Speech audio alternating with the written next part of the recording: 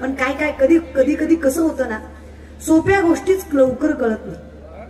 आयुष्य फार सोपं आहे, कळलं नाही आम्हाला आजपर्यंत. कारण आम्ही म्हणजे डोळे उघडे पण तरी झाकलेले. अर्थात साधं विचारतो तुम्हाला, झोपलेल्या माणसाला कधी उठवायचं सोपं? झोपलेल्या माणसाला कधीही उठवायचं सोपं, अवघड कोणाला? कळतं की तुम्हाला? उगाच बोलवलं मला, जमतंय की तुम्हाला? अगदीच तसं बघा माऊली, तुम्ही काय आणि मी काय, आपण झोपलेलो नाहीये, आपण झोपेचं सोंग घेतलंय. कळतंय तर सगळंच आपल्याला, पण आपलं वळत तेवढं नाही. कळत नाही माऊली आपल्याला, खरं सांगा कळत नाही. एखाद्याला सकाळी मांसाहार केला, दुपारी चल म्हणावं त्याला पंढरपूरला, येईल का तो? नाही येणार. तो लगेच म्हणणार, महाराज आज नगर, आज खाल्लंय, उद्या जाऊ, उद्या पवित्र होतो का? नाही ना. तर काही गोष्टी, अरे करणे ती हित करा, नरका घोरा का जाता, हे तुकोबारांचं जर मत आहे तर ते करा ना. तुमचं हित कशात आहे हेच तुम्हाला कळत नाही, याच्या इतकं मोठं पाप तरी काय असू शकतं? आणि तुकोबारा म्हणतात याच्या इतकं मोठं पुण्य काय की या जन्मात आम्हाला आमचं हित कळालं. आणि जर ते आम्हाला कळालं तर त्याचं कारण तुम्हाला कळणं गरजेचं आहे. धन्य माता पिता. 8 पिढ्याचा परमार्थ आहे तुकोबारायांचा. 8वी पिढी आहे तुकोबारा. 8 पिढ्या अगोदर विश्वंभर बाबांनी ज्या मूर्तीची प्राणप्रतिष्ठा केली, 8 पिढ्यानंतर तुकोबारांनी त्याच मंदिराचा जीर्णोद्धार केला. वेदशास्त्र पठण करणारं कुळ आहे ज्ञानोबारांचं. अखंडितपणे वारी करणारे दामोशेठ आहेत म्हणून नामदेवराय पोटी जन्माला आले. सामर्थ्य सांगायला गेलं ना, संत भानुदास म्हणून एकनाथ पोटी जन्माला आले. जनाईच्या वडिलांना अखंडित परमार्थ करावा म्हणून जनाबाईंना पांडुरंग परमेश्वराच्या नामचिंतनाचा अधिकार मिळाला. हे तितकं सोपं आहे. जितकं तुम्ही प्रापंचिक व्यक्तिमत्व उदरनिर्वाहासाठी भागता ना, त्याच्यापेक्षाही सोपं. तुका म्हणे सोपे आहे सर्व गुणी, शहाणा तो धनी, मालक फक्त शहाणा भेटला पाहिजे. पण आमची अवस्था अशी आहे, द्वैताची झाडेनी गुरुविन ज्ञान, अंता या काहीची कीर्तन घडेल ना आम्ही. आमचा मालकच शहाणा नाही, कारण आम्ही मालकच असा निवडला. आमचा अंगाऱ्यावर विश्वास आहे पण बुक्क्यावर नाही. आता अशा लोकांना कसं समजून सांगायचं आम्ही परमार्थ? तरी अवघड आहे लोकांचं, फार अवघड आहे. एखाद्याला म्हणलं ना, अहो घाला की माळ, तुमच्या हिताचं आहे ते आम्हाला सांगतं. सगळ्यांनी माळा घातल्यावर कोंबड्यांचं काय करायचं? आम्ही कोंबड्यांची आषाढी वारी काढू, तू घाल, आम्ही बघू काय करायचं ते. तू आम्ही सांगतो ते करतोस की नाही? पण मला सांगा, आम्ही जे सांगतोय ते आम्ही सांगतोय का? आम्ही उष्टावर संभाळतोय की रे? अरे तर जगद्गुरु तुकोबाराय म्हणतात, तुका म्हणे मज बोलविता देव, आपुलिया बळे नाही मी बोलत, सखा कृपावंत वाचा त्याची, साळुंगी मंजुळ बोलत सेवानी, शिकविता धनी वेगळाची. तर बोलणारे आम्ही नाहीच आहेत की? हे ज्या दिवशी कळेल ना, हा समभाव ज्या दिवशी कळेल, भगवान श्रीकृष्ण बाहेर कोण सांगतात? योगी भाव असं नाहीये. संयमेंद्रिय ग्रामम सर्वत्र समबुद्धय ते प्राप्नुवन्ति मामेव सर्वभूत हितेरतः. अखंडितपणे जर तुम्हाला जगाच्या मालकाचं प्रत्येक ठिकाणी दर्शन होत आहे ना, मग ज्ञानोबा त्यालाच अधोरेखित करतात. हे समस्तही वासुदेव ऐसा प्रतितिरसाचा ओतीला भाव, तो भक्ता माझी राव आणि ज्ञानी तुझी. माऊली म्हणतात, शास्त्रवेद पाठ केले म्हणजे ज्ञानी होत नाही, पैसा मिळवला म्हणजे श्रीमंत होत नाही, फार तपश्चर्या केली म्हणजे तपस्वी होत नाही. प्रत्येक कणात ज्याला परमात्म्याचं दर्शन घ्यायचं सामर्थ्य नजरेत सामावलं जातं, तो सगळ्यात मोठा ज्ञानी मानला जातो. हा संप्रदाय आहे जो असे जागता, ज्याची नजर एवढीच सामर्थ्यवंत आहे की ज्याला माहित आहे विठ्ठल जळी स्थळी भरला, तिथा ठाव नाही उरला, आजी दृष्टीने पाहिला विठ्ठलची विठ्ठल.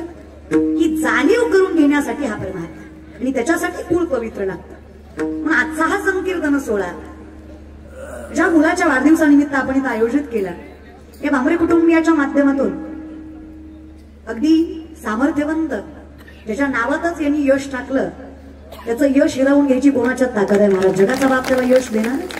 यश ललित भांबरे याच्या वाढदिवसानिमित्त अगदी छोटस लेकरू आहे, त्याला कीर्तन कळो न कळो पण त्याला आयुष्यभर लक्षात ठेवता येईल की माझ्या वाढदिवसाला पहिल्यांदा कीर्तन झालंय, मी वागलो कसं पाहिजे याची जाणीव तरी त्याला राहील ना. जगाचा बाप त्याच्या पाठीशी उभा राहील आणि ताकद असते.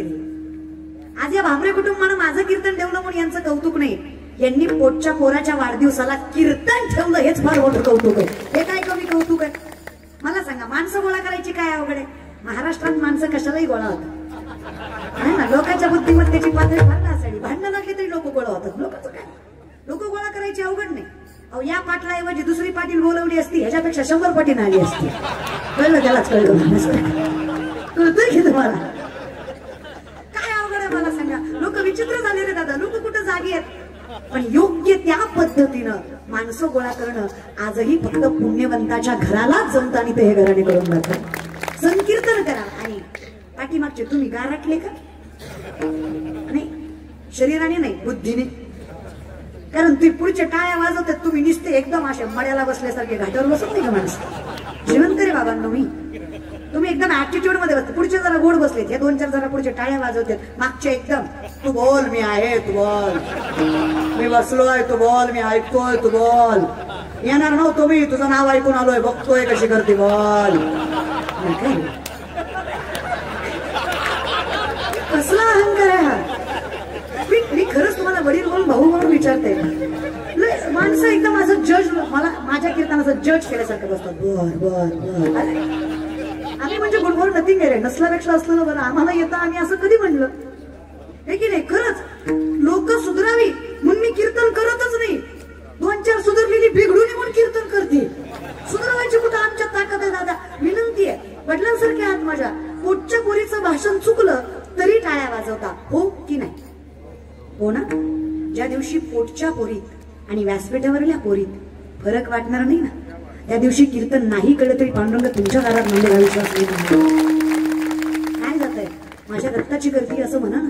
माझं अगोड कीर्तन तुम्हाला गोड लागेल, माझं ओबड दोबड कीर्तन तुम्हाला चांगलं वाटेल. फक्त भाव हा ठेवा की माझी लेक कीर्तन करते, माझी बहीण कीर्तन करते.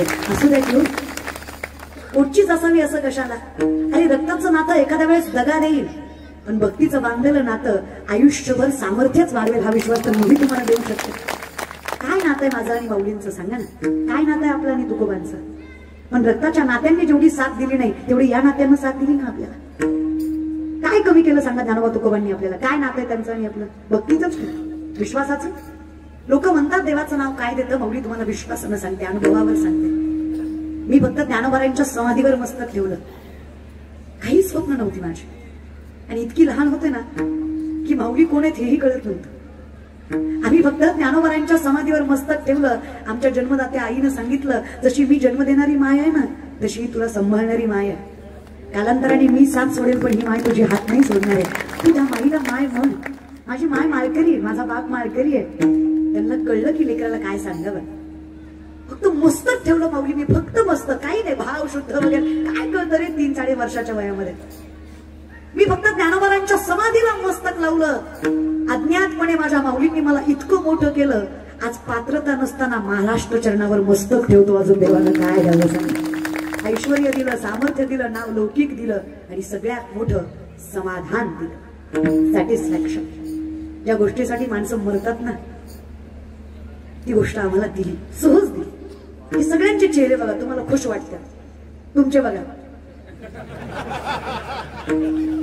माळकऱ्याचा चेहरा कधी, अरे माळकर, अरे दादा साधा तुम्हाला प्रॅक्टिकल व्यावहारिक प्रश्न विचारते मी. रात्री बेरात्री प्रवास करणारी माणसं आहेत. आज या 3 दिवसात 3दा याच भागात आले आणि या भागात पुण्याला जाऊन पुन्हा माघारी इथंच आहे. दिवसात नाही म्हणलं तरी 1000-1200 किलोमीटर प्रवास होतो आमचा. हा विचार करा, रात्री बेरात्री फिरणारी माणसं आम्ही किंवा तुम्ही कधी रात्री बेरात्री फिरत असाल, तुम्हाला रस्ता विचारायचा, कारण गुगल मॅप दरवेळेस योग्यच रस्ता सांगेल असं. माणसं फसवतात, तर मॅपनं फसवलं याच्यात काय नवल आहे? माणसं फसवतच ते की नाही. मग एखाद्या वेळेस चुकीचा रस्ता दाखवत असेल आणि आपल्याला कोणाला विचारायचं असेल की माऊली रस्ता कसा कसा जातो, आणि आपल्याला त्यात एखादा माळकरी दिसला असा रात्री बेरात्री 2:30-3च्या दरम्यान, आपण त्याला रस्ता विचारायला घाबरू का हो दादा? का नाही घाबरणार? कारण आपल्याला विश्वास असणार एवढ्या रात्री जरी आलाय तरी भजनावर ना आला असेल. हे कचकच खाद्यावर आलेलं गव्हाळ नाही, हे भजनाचं गव्हाळ आहे. याच्या गळ्यात माळ आहे, याच्या कपाळाला गंध आहे, म्हणजे हे भगवंताचं नाव घेऊन आलंय. हे जीव घाण टाकेल पण आपल्याला चुकीचं मार्गदर्शन करणार, हा विश्वास त्याच्या माळेकडे आणि गंधाकडे बघून येईल. आणि त्याच वेळेस एखादा पिणारा भेटला, तुमचं माहित नाही मला, पण मी म्हणल तळ्यात जाऊ ती गाडी, पण ह्याला विचारू नको. ही आधी 100 मागरण पुन्हा आपल्याला रस्ता सांगाय. काही साधं असतं का दादा हे? मग एक माळ, एक गंध जर तुम्हाला देव बनवत असेल तर काय हरकत आहे? अखंड चिंतन दयाचा हरी कर, एवढं जर देव करत असेल तर देवा अशाच मायबापाच्या पोटी जन्माला घाल, ज्यांना जाणीव असेल परमार्थाची. इथं जगण्यात मजा नाही रे विठ्ठला, खरंच नाही. परमार्थाशिवाय जगणं म्हणजे अगदी क्लेशोदिकतरच तेषां अव्यक्ता सक्त चेतसा अव्यक्ता ही गतिर्दुःखम देहवदभीर व्याप्यते. फारच त्रास आहे रे देवा हे जगणं तुझ्या नामाशिवाय बर का. आणि तारायची ताकद म्हणाल तर भगवान श्रीकृष्ण स्वतः सांगतात मी तारतो तुला पार्था फक्त माझ्यावर विश्वास ठेव. तेषामहं समुद्रता मृत्यू संसार सागरात भवानी रचनात पार्थमय्या वेशित चेतसा. ही जर भगवान श्रीकृष्णाची वाच्यता आहे तर आम्ही विश्वास ठेवावा. तरले तरती हा भरवसा नामधारकाचा ठसा. लिहून देतो आम्ही तुम्हाला प्रत्येक नरकाच्या दारातनं आम्ही तुम्हाला माघारी घेऊन येऊ. मागे झाले पाहू नका पुढे जामीन आहे तो का. आजपर्यंत जे झालं ते झालं पण कमीत कमी तुमच्याकडनं चुकलंय हे मान्य करण्याची कृतज्ञता तुमच्या स्वभावामध्ये असू दे. मान्य करा आम्ही कोणीच नाहीये पण आता झालं काय आम्ही कोणीच नाहीये तरी आमच्याकडे अहम इतका आहे. आपण याशी आपण मानती महंतपण फुगती असाधारण गर्वे. माऊली म्हणले स्वतःलाच महंत मानणारी माणसं कधीच देव समजून घेऊ शकत नाही. वैष्णव कोणाला म्हणावं माहिती. कबीर महाराज म्हणतात वैष्णव जनतो तेने कहिए पीड पराई जानी. नुसतंच मोठे पण काय कामाचं हो. बडा हुआ तो क्या हुआ जैसे पेड़ खजूर पाती को छाया नहीं फल लागे अति दूर. वैष्णव तो जया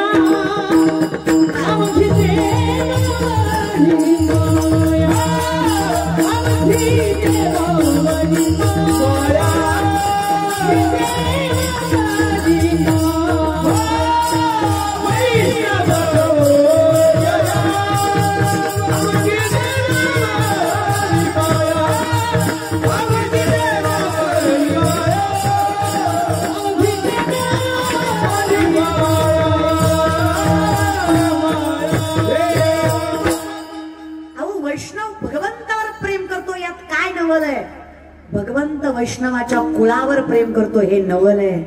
याच्या इतकं मोठं नवल काय. मत्स्य कुर्माधिक ज्यांच्या महिमेसी आले धन्य वैष्णव तेज रवी शशीशी पाहाले. माऊली म्हणले सूर्याला तरी ग्रहण आहे चंद्राला तरी डाग आहे पण मी कलंकित आणि कुठल्याही प्रकारचं बंधन नसणारा माझ्या सगळ्यात जवळचा ज्याच्यासाठी मी प्रत्येक अवतार घ्यायला तयार असतो तो म्हणजे वैष्णव आहे. जो परिपूर्ण आहे ज्याला कशाचीच गरज नाही. खूप सामर्थ्य वैष्णवात. आणि वैष्णव व्हायचं असेल तर तुळशी माळ गळा गोपी चंदन टिळा हृदयी कळवळा हे गरजेचं आहे. खाऊन पिऊन होत नाही वैष्णव आहे की नाही. लय अवघड झालं तुमचं. इथं बसलेले गोवा गुटखा तंबाखू दारू खाणारे पिणारे हातावरी कर. इतकं व्यसनमुक्त नामपूर आहे का. बर नका रे दादा हिला नाही कळायचं त्याला कळेल नाही. 7 गोष्टी नरकात नेतात बर का. मांस भक्षण मदिरा भक्षण जुगार चोरी शिकार परस्त्रीगमन वेश्यागमन. सामर्थ्याने या 7 गोष्टी तुम्हाला नरकात नेतात म्हणजे नेतातच. राहतील का लक्षात. सगळ्यात पहिल्यांदा मांसाहार.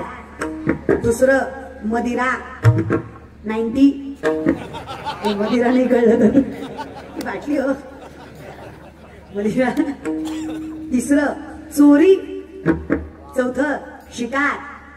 5वं जुगार. मारुतीच्या वाट्यावर बसून पत्ते खेळतो नाही. ब्रह्मचारी मारुतीला राणी दाखवतो. असल्या म्हाताऱ्याच्या नातवाला काय काकडा येणार आहे देवच झाले बाबा.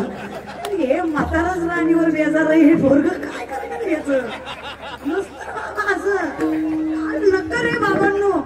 तुम्हाला सांगते अरे तुम्ही काकड्याला जा नातवाला घेऊन जा. अरे कौतुक करा ना. तुम्हाला खरं सांगते ताकद लागते बरं का. मी व्यासपीठावर विश्वासानं सांगते टाळकरी माऊली तुम्हाला प्रेमानं सांगते यांनाही सांगते. ज्या दिवशी महाराष्ट्रातला प्रत्येक तरुणी आणि तरुण काकडा हरिपाठ करेल ना त्या दिवशी आपला महाराष्ट्र जगातील सगळ्यात उच्चांकावर असलेला विश्वास मी देतो. फक्त घराची सुरुवात काकड्यानं आणि घराची सायंकाळ हरिपाठानं झाली पण सोपं आहे. काही अवघड आहे का. जे अभंग जगाच्या मालकाला जागा करतात ते तुम्हाला आम्हाला सुख देणार नाहीत का. ताकद काय त्या अभंगामध्ये विश्वाच्या मालकाला जागा करायची आहे. ही ताकद लक्षात नका. नाही त्या गोष्टीत कशाला पडताय. परस्त्री गमन आपल्या धर्मात आहे का. कशाला करायचं. वेश्यागमन आपल्याला शोभतं का. कशाला करायचं. नका ना. या 7 गोष्टीपासून बाजूलाच राहा. अवी खाणारी पिणारी माणसं सप्त्याच्या पंक्तीत सुद्धा म्हणतात बादलीत लिव्हर चितरली तरी द्या. अरे सप्त्यात तुम्ही खालचं खा सप्त्यात तरीच खाणायचे तुला. ही चित्र रे तुम्ही. पुरुषांचं मरू द्या. काय काय घरातल्या बायका खतरनाक आहेत. काय काय घरातली बाई म्हणते रविवार आला ना की पण त्याला आवडतंय मी चांगलं करते. असली बाई कोण असलेली बरी राहतो मला. नका रे बाबांनो नका. आणि जर सांगतायत युक्त आहार विहार नेम इंद्रियाशी सार, तर माना की अहम वैश्वानरो भूत्वा फाणिनाम देवाश्वित प्राणामान समायुक्त पच्चामिन्यम चतुर्विध. चालवणं बोलवणं सोड रे अर्जुना, सूक्ष्मता लक्षात घे. अन्न पचवणारा जठरामधला अग्नी सुद्धा मी, पंचमहाभूत मी, अनुरेणू मी, सुरुवात मी, शेवट मी, अनंत काल मी. वेड्या तू ही मीच. जर तुला तुझ्यातल्या माझ्याची जाणीव होत नाही तर तुला काय कशाची जाणीव राहणार आहे? आणि का जाणीव होत नाही माहित आहे? आमची नजर इतकी विचित्र आहे, आम्ही गरिबी श्रीमंतीवर माणसांना मान्यता देतो. एखादा श्रीमंत साहेब जर आला ना तर गरीबाच्या पोरांना पंक्तीत न उठवतात, साहेबाला बसू द्या, उठ साहेबाला बसू दे, उठ साहेबाला बसू दे. मग साहेब बसणार, मग माणसं हट्ट करणार, साहेब 2 घास खा, 2 घास. साहेब आमच्या गावचं 2 घास खा, साहेब 2 घास खा. अरे साहेबांना अख्ख्या तालुक्याचं खाल्लंय, तुझ्या 2 घासानं काय फरक पडणार आहे? तुझं डोकं किती भरविष्ट बघ ना. तू वारकऱ्याला कधी हट्ट करत नाही, पण साहेबाला हा क्वाटरीसाठी कोंबडीसाठी साहेब साहेब साहेब साहेब विक्री. आणि तरुण पोरं सख्या बहिणीसारखी नजरेत नजर घालून सांगते, या कलियुगात पैशाला फार किंमत आहे. वय आहे तोपर्यंत कमवून घ्या. आणि तुमच्या तरुणपणाला असं या कोणाच्याही पाठीमागे खर्चित करू नका. कोण तुमच्यासाठी जीव घाण टाकत नाही. पण व्यासपीठावर पांडुरंग परमात्म्याच्या साक्षीनं सांगते, ज्ञानोबा तुकोबांच्या जवळ जा, आयुष्यभर माऊली तुमच्या मस्तकावरचा हात काढणार नाही, हा विश्वास मी तुम्हाला देतो. आदर्श चुकवू नका. नका त्या नाही त्या माणसांच्या पाया पडत जाऊ, नाही ते आदर्श मानत जाऊ नका. वाईट वाटतं रे मला तुमचं. कष्ट करायची दानत आहे तुमच्यात, सामर्थ्य आहे तुमच्यात. अरे 2 लाख पायदळ, 1 लाख घोडदळ स्वराज्याचं, 10 पटीनं जास्त सैन्य शत्रूचं. जर छत्रपतींनी विचार केला असता, माझा बाप निजामांच्या हाताखाली गुलामगिरी करतो, मी हिंदवी स्वराज्य उभा करू शकतो. अरे राजाच्या पोरानं राजा व्हायचं स्वप्न बघावं, गुलामाच्या पोराने कुठे राजा व्हावं. जिद्द होती, बळ होतं, सत्याने वागायची ताकद होती. महाभारत रामायणासारखे ग्रंथ सामर्थ्याने आईने सांगितलेले होते. ज्ञानोबा तुकोबांसारखी साथ होती, तुकोबांसारखं गुरुत्व छत्रपतींना लाभलं होतं. कसं काय कमी पडणार? ही शेतकऱ्याची पोराची गोपन फिरवताना ती पोरं तलवार फिरवायला शिकवली, मातीची जाण करून दिली, धर्माचा जागर करून दिला. आणि या शेतकऱ्याच्या पोरांच्या जीवावर 260 पेक्षा जास्त किल्ले 40 वर्षाच्या आत हस्तगत केले. हा जगातला एकमेव राजा छत्रपती शिवाजी. हे शिका. नाही त्या माणसांच्या नका पाया पडू. त्याला कारण आहे, कूस तशी आहे. त्या जिजाऊंची कूस तशी आहे. काय कूस आहे माझ्या मासाहेबांची दादा. नन्य नन्य थोराई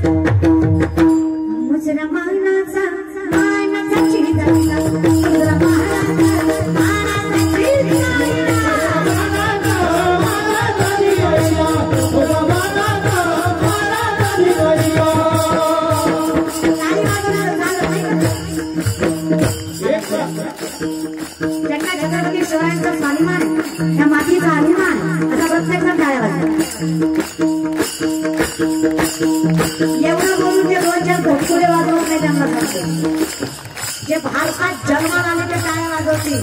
ज्या अवलादीचा जन्म पाकिस्तानाचा, ती जात घेतली नाही ना काही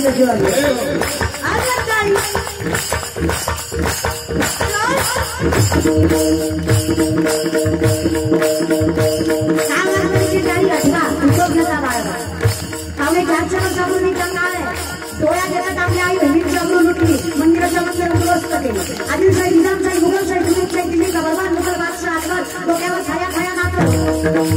मावला हातात राजीवरावांनी ताना केसाची सूर्याची बोलाची फुलाची बोलता कलाची सत्ताची बोलती बहीची बोले बोलपुरे बोलकी हिंदमांच्या बांधल्यावर जे आहे. अरे काय होणार आहे एवढ्यांनी स्वराज्य घडणार आहे. एक मावळा लाखाची ताकद घेऊन गेलो होतो. मावळा 32 इंच छाती, 140 ते 160 किलो वजन, 6.5 ते 7 मजूरची नजरेचा अर्धा शत्रू मावळ्याला बघून काळ व्हायचा. मावळा आणि हे सगळं शुद्ध शाकाहारावर, मांसाहार नाही बरं का. आरोग्य विमरवाल्यांना कधीच जमणार नाही.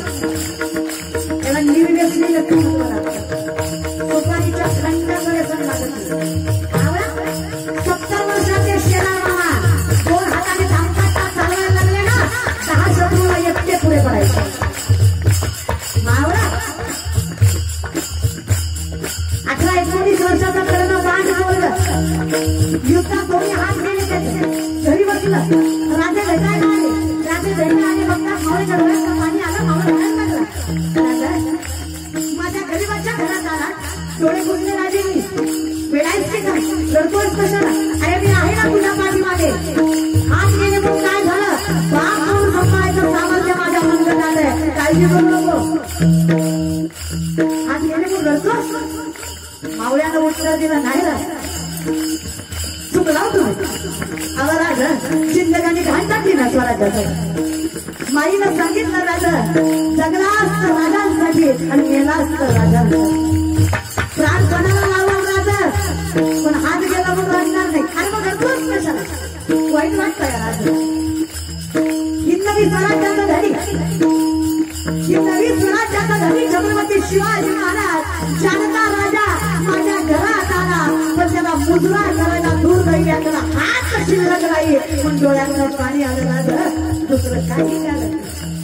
या निष्ठावंत मावळ्यांनी घेतलं स्वराज्य. या जिद्दीनं या संयमानं आणि या सामर्थ्यानं घडलं स्वराज्य. कशासाठी?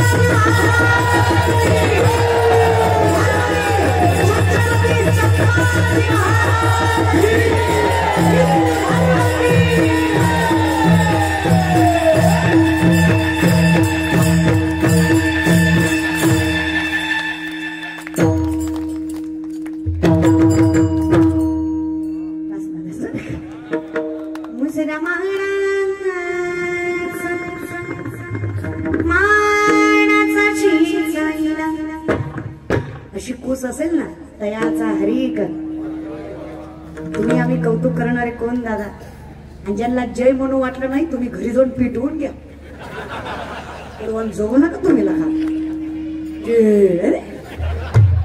तुमचं कसं आहे ना तुम्हाला बघते माझी डॅडी माझी मॅडी माझी डॅडी माझी बॉडीला माझ्याच बाईकची गलगल साडी.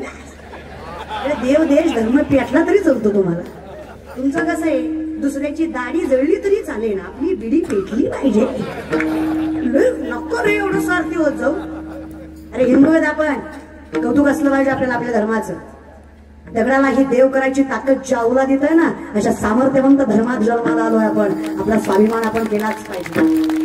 ज्ञानेश्वरी गाथ्यासारखे सामर्थ्यवंत संपत्ती आपल्या पदरात पडली आहे. आपण कौतुक केलंच पाहिजे. काय कौतुक आहे आपल्याला?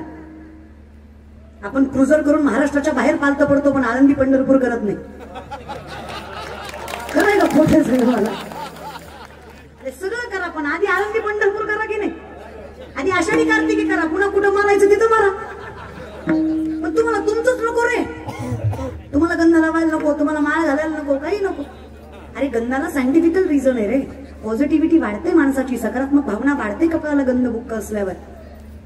खरं बाकीचे धर्म कसे साधारण सांगतात की आम्ही या धर्माचे आहेत. आपण अरे खरं सांगा. अहो एखादा साहेब जर कीर्तनात आला तर त्याचा कार्यकर्ता आपल्या कानात येऊन सांगतो साहेबाचं नाव घ्या. साहेब सांगतो त्या ताईंना सांगा मी कोण आहे. साहेब सांगतो त्या ताईला सांगा मी कोण आहे. माझं त्या प्रत्येक साहेबाला उत्तर आहे साहेब तुम्हाला जर सांगावं लागतंय तुम्ही कोण आहे तर तुम्ही एकदा विचार करा तुम्ही कोण आहे. कारण तुम्हाला सांगावं लागतंय तुम्ही कोण आहे. आणि आमच्या कपाळाचा गंधन गळ्यातली माळ बघितली की पंढरीचा मालक काय यमदूत सुद्धा म्हणतात, अरे वैष्णव आहे फार हात लांब यांच्या बसणं, यांच्या नादी लागून जमणार नाही रे दादा. तू तर सांगतच आहे यमा, दिंडी पुढे चाले नामा, तो नागवितो महाविष्णुदास म्हणून. या काळाचे ही काळ लढीवाळ. पण लोकांचं काय झालंय, कर्म कमी बो भाटा, ज्ञान कमी ना अहंकार. आपणही करायचं मला स्वाभिमान ठेवायचा, अहंकार नाही पण स्वाभिमान. लोकांना गरज आहे बरं का सध्या. आपण जर लईच असं नाही का नम्रतेनं, लोक मुंडक्यावर बसून जीव घ्या त्याला. लोक लय बाबा, तुम्ही अशी शॉर्ट घालून जरी एअरपोर्टवर गेला कोणी बघत नाही, पण तुम्ही धोतर घालून जरी विमानतळावर गेला वा काही म्हणतो टुकटुकू बघतो. हा ना, त्याला वाटतं लाल डब्यातला ही मनात कसा, काही काही मनात शोभत नाही ना. हा लोअर क्लास थर्ड क्लास याची काय पात्रता बाबा ही मनात यायची नसतं रे. करायचं धोतर घालायचं पण कडकच घालायचं, इस्त्री करूनच घालायचं. लय गरज आहे जगात. तिची मन आहे ना, डोंट जज बुक बाय कव्हर, कलियुगात लागू होत नाही. इट्स ऍब्सोल्युटली बुक जज बाय कव्हर. गाडी चांगली असली तर कीर्तन करायला किंमत. कीर्तनकार जर चांगल्या गाडीत आला ना, लोक कीर्तनकाराच्या आधी गाडी बघतात कुठली आहे, मग त्याच्यावर त्याचा पॅटर्न ठरवलं जाणार. लय अवघड आहे दादा. महाराज फॉर्च्युनर मध्ये आला तर हुशार आहे, चला तर तोही मूर्खच आहे. ज्ञानेश्वरी पाठ असू द्या पण श्रीमंतीनं सुद्धा लोक खात नाही. ज्ञानेश्वरी मुखत गत आहे पण चालत आला लोक किंमत देत नाही. हरिपाठ नाही येऊ द्या पण गाडीत येऊ द्या, लोक पाय पुसतात लोकांचे. मग ज्ञानेश्वरी पाठ असावी आणि त्या ज्ञानेश्वरी सोबत स्वाभिमानही बाळगतात. हे सांभाळता आलं ना दादा, हे ठेवायचंच. गाव आपला, तालुका आपला, जिल्हा आपला, राज्य आपलं, परंपरा आपली, ज्ञान आपलं, साम्राज्यही आपलंच हवं. त्यात वेगळं काय वावलं काय नको वाटतं. बरं तुकोबरा म्हणतात भले तरी देऊ नाठाळांच्या माती. एवढं कळतं की आपल्याला प्रेमाने वागलात तर झेंडाखाली, दांडाखाली झेंडावर. तू आमच्या बोकांनी बसून दांडाखाली झेंडावर. एवढं तुम्हाला खरं सांगते मी, प्रामाणिकपणे लेख म्हणून सांगते. इतकी परिस्थिती बेकारच नाही. काही दिवसांनी कीर्तन करायला परवानगी घ्यावी लागेल, विचारावं लागेल, जहापणा थोडा कीर्तन करना चाहते हैं, आपकी मर्जी हो तो कर ले. पोकळ बांबूचे ठोके बसतील पण कीर्तन व्हायचे नाही. लेकरांना ज्ञानेश्वरी शिकवा, पाया पडतं तुमच्या. त्यांना नाही कळली तरी वाचायला लावा. त्यांना ज्ञानेश्वरी नाही कळली तरी चालेल. ज्ञानेश्वरीला कळलं नाही माझं लेकरू आहे, ज्ञानोबारे कृपाच करतात, फक्त माऊलींना कळू द्यायला लेकरू माझा. हे करायला लावा लेकरांना. तिथं फक्त कॉन्व्हेंट स्कूल राहतील, मराठी मीडियम राहणार नाही, मराठी शिक्षण राहणार नाही. काय राहिलं आता? सरकारी शाळेत कोणाची लेकर आहेत? शेतकऱ्याची फक्त. बाकी जागीरदार सगळे. शेतकऱ्यांनीच टिकवलं बरं का महाराष्ट्र, जेवढा काही टिकवला तेवढा. आर्मीत भरती होणारी पोरं कोणाची? शेतकऱ्याची का जागीरदाराची? शेतकऱ्याची. देशासाठी प्राण पणाला लावणारी पोरं शेतकऱ्याची. वारकरी संप्रदायात स्वतःचं तारुण्य पणाला लावून वारकरी संप्रदायाची पालखी खांद्यावर पेलवणारी पोरं शेतकऱ्याची का जागीरदाराची? शेतकऱ्याची. आणि वृद्धाश्रमात मायबाप मात्र जागीरदाराचे. ते पुत्राचं नाक पुसतं, बापाचं नको वाटतं त्याला. आपण शेतकऱ्यांनीच टिकवणार आहे. आयुष्याचा जुगार घेऊन मातीमधनं सोनं पिकवायची ताकद ज्याच्या मनगटात आहे ना, अशा अवलादीला शेतकरी म्हणावं ज्याच्या घरात कधीच भ्रष्टाचाराचा तळतळाटाचा लाचारीचा पैसा येत नाही. येतो का आपल्या घरात भ्रष्टाचार, लाचार, तळतळाट? कोणाच्या टाळूवरचं लोणी चाटून खातो का आपण? जे काय आहे ते कष्टाचं. कसा जगाचा बाप राखणार नाही आपण? समाधानी राहा, नाही त्या गोष्टीचा विचार करत जाऊ नका. आपली लेकरं सामर्थ्य बनतात, फक्त योग्य मार्गदर्शन करा त्यांना. एकदा योग्य मार्गदर्शन भेटलं ना माऊली, दयाचा हरिक जगाचा बाप कौतुक करणार आहे. वाऱ्या हाती माप झाले सज्जनाचे, कीर्ती मुख त्याचे नारायण. जगाचा बाप पाठीशी असला काय कमी पडतं? पितामहा भीष्माने वचन घेतलं, काही झालं कृष्णा मी अर्जुन नाही सोडणार आहे. देवाला चिंता वाटायला लागली. अर्जुनच्या कक्षामध्ये देव गेले, जागा केलं अर्जुनाला. अरे वेडास की काय बाबा, चतुरंग सैन्य त्यांना देऊन बसलास. तुझ्यापेक्षा दीडपट सैन्य मोठं आहे त्यांचं. त्यांची संख्या जास्त, धन जास्त, शस्त्र जास्त, मनुष्यबळ जास्त. तुझ्याकडे काय आहे? अरे या भीष्मांनी पण केलं तुला मारायचं, कळलं नाही का तुला? कळलं रे देवा, पण चिंताच नाही वाटत आहे. कसं काय? चहूबाजूला संकट आहेत, सगळेजण तुला त्रास देत आहेत. तुझी जवळची माणसं तुझा जीव घ्यायला उभी आहेत तुझ्या पुढं. ज्यांना आपलं आपलं म्हणत होतास ती आपलीच आज शत्रू म्हणून उभा आहेत तुझ्याकडं. स्वतःचे गुरु तुझ्यावर बाण धरून उभा आहे. तुला कसलंच भय नाही वाटत आहे? एवढ्या संकटात, एवढ्या त्रासात तुला झोप तरी कशी आली? ज्यांना झोपा येत नाही त्यांनी कान देऊ नाही का? बरेच लोक असे आहेत ज्यांना झोपा येत नाही. जिंदगीत कुठानेच तेवढे केले, कशा झोपा लागते? थोडं लोकांचं चांगलं केलं असं झोपा लागले असते. लोकांचं वाटोळं केलं झोप लागते. होय, अर्जुन धर्मानं जगत होता, झोप लागली त्याला. देव म्हटला कसं काय? देवाला न बरं वाटलं रे अर्जुना, उठ रे बाबा, एवढ्या संकटात तुला निश्चिंतपणा आला तरी कुठून? एवढा संयमी, एवढा सामर्थ्यवंत झालास तरी कसा? कसं काय? कृष्णानं सांगावं, देवा, ज्याच्या काळजीत जगाचा मालक जागा आहे त्याला कशाची चिंता? अरे मला झोप लागणारच, तू माझ्यासाठी उभा आहेस ना बाबा. विश्वाचा मालक ज्याची काळजी करतोय त्यानं कशाची काळजी करावी? तयाचा हरी कर. आम्हाला फक्त अखंड चिंतन, आम्ही फक्त तुला मानावं आणि आमचं आयुष्य तू सांभाळावं एवढं करत असेल विठ्ठला तर काय हरकत आहे? गीता भागवत करीती, काय हरकत आहे तुझं नामचिंतन घ्यायला? देवा खूप करतोस रे विठ्ठला, माझ्या विठोबाचा कैसा प्रेम भाव आपणची देव होय गुरु. माऊली म्हणले, तू गुरुबंधू पिता, तू अमुची इष्ट देवता, तू सुद्धा रक्षदापदी अमुते. गुरु बंधू माय बाप सगळं झालास के विठ्ठला. लावणीया हात गुरुवाईला माथा, सांगितली चिंता न करा. होते तरी एवढा विश्वास. तुम्ही फक्त पंढरपुराकडे 3 पावलं चाला माऊली. किती? 3. पंढरीचा बाप तुमच्याकडे 47 पावलं चालतो. एवढं मोठं मन माझ्या पांडुरंग परमात्म्याचं. कोण करत रे एवढं? याच्यासारखं कौतुक कोण करणार आहे तुमचं? बरं फरकही नाही. कुळी कन्या तुकोबाराय म्हणतात, जनाबाईसाठी आला, तुकोबांसाठी आला, मुक्ताबाईंसाठी आला, ज्ञानोबांसाठी आला. फरक केला का ज्ञानोबा आणि मुक्ताबाई मध्ये? फरक केला का जनाबाई आणि तुकोबामध्ये? फरक केला का सुखोबाई आणि नाथबाबांमध्ये? फरक केला का सोयराबाई आणि चोखोबारायांमध्ये? चोखोबारायांच्या आधी सोयराबाईसाठी आला. चोखोबारायांची पत्नी बर का सोयराबाई. नामदेवांचा 47 चरणाचा अभंग आहे. चोखोबाची कांता असे ती गर्भीन झाले ती संपूर्ण नवमास. 9 महिने भरले. सहज म्हणली नवऱ्याला, स्वामी अहो नुसती भजन करून संसार चालत नसतो हो, जरा उदरनिर्वाहाचं बघा. पोटाची खळगी भरायचा अवघड आहे. बायको म्हणून कधी काही मागितलं नाही, फाटक्या पदरावर संसार केला तुमचा. आई होणार आहे आता, लेकराची काळजी वाटते हो. नुसत्या भजनाने माणसं किंमत देत नाहीत. पैसा असल्याशिवाय कोणी जवळ येत नाही हे सत्य तुम्ही नाकारू शकत नाही. द्या जरा संसाराकडे लक्ष. चोखोबारायांनी म्हणावं, माझ्या विठ्ठलावर विश्वास दाखवतेस? अगं माझा जगाचा बाप काय देईल हे सांगता येणार नाही. त्याच्यासाठी, संसारासाठी मी त्याचं लक्ष कमी करावं हाच माझ्या स्वभावात आणि माझ्या नियमात बसत नाही. कर तुला कसं बाळांपण करायचं तसं. चाललो मी. बायकोला भांडून चोखोबाराय रागात निघून गेले. ते डायरेक्ट बहिणीच्या घरी. बहिणीचं नाव निर्मला. त्यांच्या निर्मलेच्या घरी गेले. 2 दिवस उलटले, नवरा दिसत नाही. बायको कशी असू द्या पण बायको नवऱ्याविषयी कधीही अगतिकच असते, प्रेमळच असते. भांडली खरं पण नवरा येत नाही याची काळजी तिला वाटलीच. बसल्या बसल्या एकट्यात देवाला म्हणले, देवा चुकलं. भांडत होता पण तोंडासमोर तरी बसला होता. माझ्या तोंडामुळं तोंडा पुढचं बियालं. नसते बोलले तर बसला तरी असता. उगाच बोलले. बायका बोलून होतं तरी पुन्हा वाईट वाटतं. अशा बायका लय गोड. कीर्तनाला आलेल्या तुम्ही ते लय गोड आहे. काही शपथ तुम्ही लय गोड आहे. तुमचं तोंड सोडलं ना बाकी तुम्ही लय गोड आहे. एक मिस्टेक सोडली ना, एक फॉल्ट सोडलं आपलं इतकं. पण तुम्ही लय खुश होऊ नका, तुम्ही लय गुणाचे नाहीयेत. बायका विचार सहन करतात रे. ते कसं असतं ना, देवाने देतानाच यांना जरा पोटात ठेवता येत नाही आम्हाला. पुरुषांना कंठ असतो बघा, स्त्रियांना कंठ नसतो. कंठ कंठ नरड्याची आतली गाठ. दुसरं काही सुचलं नाही मला महाराज आता. ते पुरुषांना कंठ असतो, स्त्रियांच्या पोटात राहत नाही. ह्या जगाच्या मालकानं केलेला नैसर्गिक नियम आहे की नाही? काही लागत नाही रे बायकांना. सोनं नाणं पैसा अडका कमी देत जा. सासूनं बोलावं, सासऱ्यानं बोलावं, जावेनं बोलावं, नंदीनं हिंडवावं, अख्ख्या जगानं त्रास द्यावा.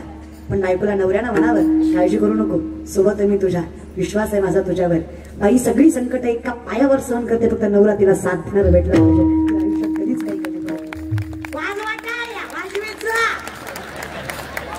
तरी आम्हालाही चांगलं म्हणत जा. बायकांचं सगळं झोपतं तुम्हाला. कीर्तन येऊ द्या, विषय लांबल घेईल अवघड आहे आम्हाला. आम्ही तुम्हाला कुठल्याच क्षेत्रात नकोय का? नाही कशासाठी? द्वेष मत्सर जगाच्या बापाने केला नाही, तुम्ही तरी कशाला करताय या विषयाकडे? गोड असतात रे बायका. तुकोबाच्या अगोदर तुकोबाच्या बायकोसाठी विठ्ठलाला यावं लागलं. त्या जिजाबाईसाठी पांडुरंग धावत आला की तिचा काटा काढायला. आलाच की रे. विनंती माझी, देवाईची रज चरणीची माती, धावत चालती मागे मागे. काय सामर्थ्य रे देवा.